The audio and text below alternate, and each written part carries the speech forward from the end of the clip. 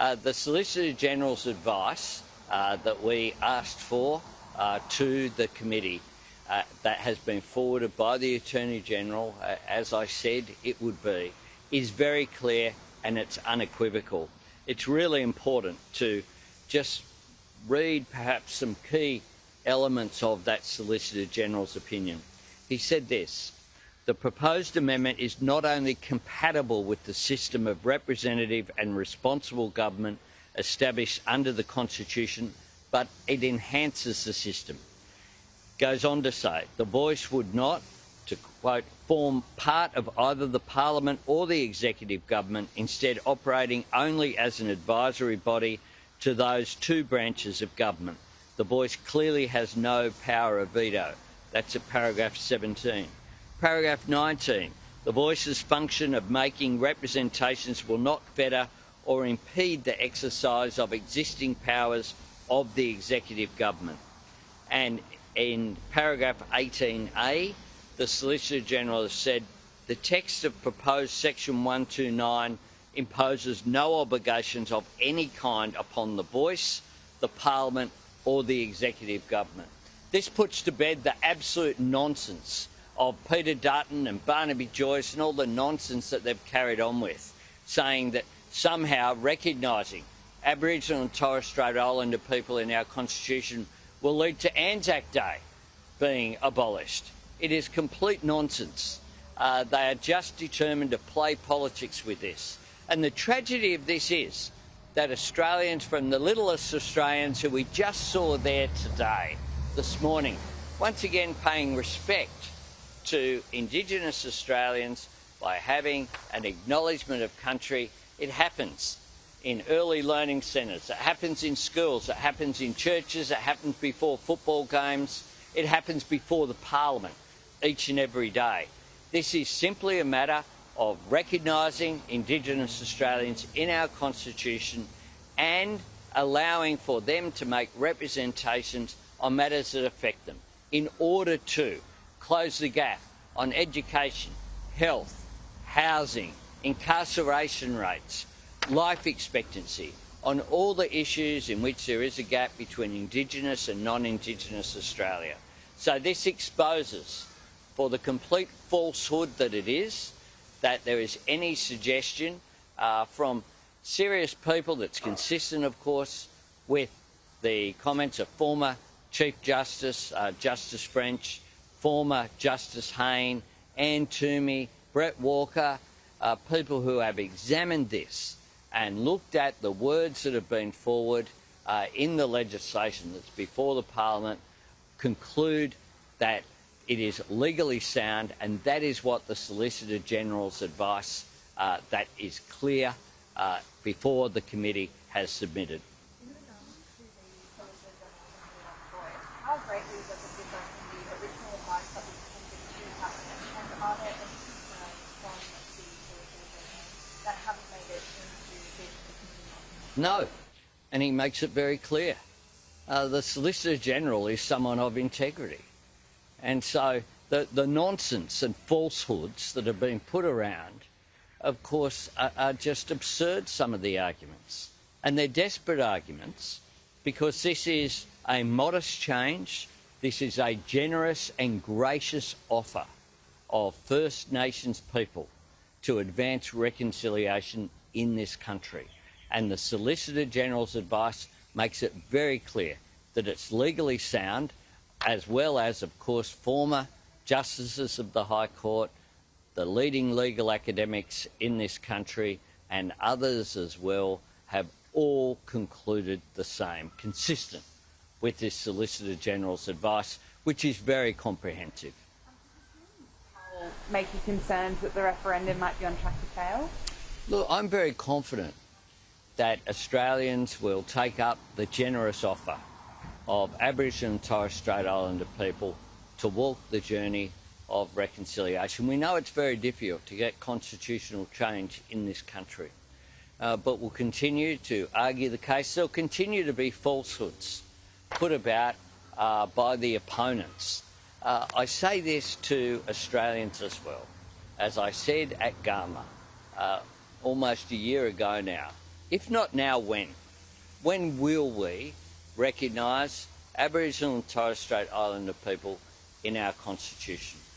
I just wanted to ask about Lydia Thorpe as well. She released quite a lengthy statement yesterday, giving out your comments about her needing getting the support that she needs. Do you regret referring to her mental health at all? Well, I didn't. That's the point.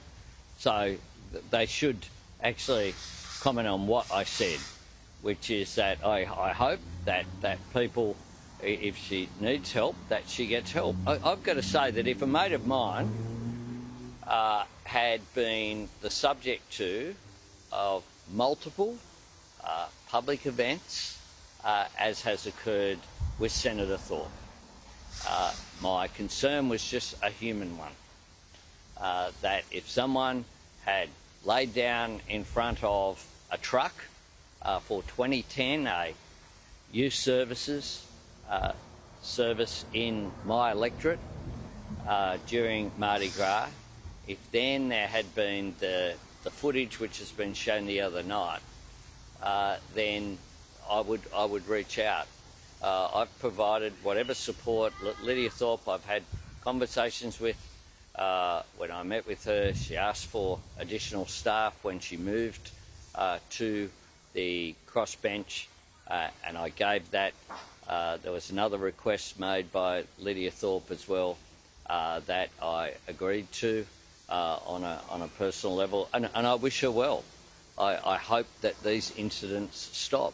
They are not appropriate for any member of the public, let alone a member of the Senate. If support for the Voice continues to fall, will you have no choice but to remove executive government from the second clause in a bid to get bipartisan support? Well, quite clearly, Peter Dutton isn't interested in bipartisan support. I met with him on 7 occasions. A whole lot of nonsense arguments have been put up, including the Solicitor General's argument. There'll be another one. There'll be when the coalition have a look at the Solicitor General's advice. My prediction, my bold prediction, is that they will say, now there's another test that has to be made. But they still won't support it. They've made that clear. The National Party didn't even wait to see what the question was before they rejected it as well. And that's why Australians are, I believe, tiring of the negativity of the opposition. Just because Peter Dutton has the title of opposition leader shouldn't mean he opposes everything.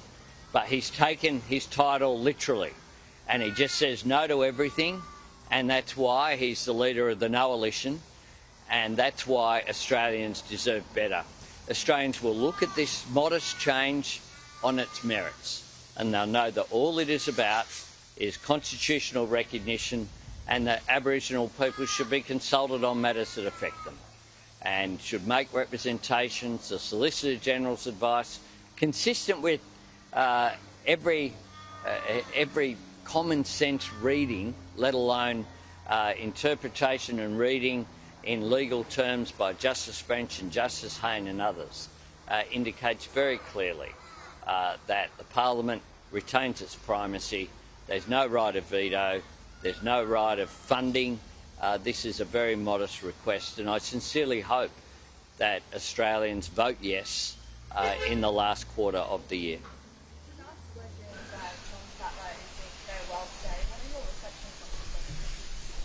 John Sattler was not only a great footballer and legend on the field, he was a great man off the field.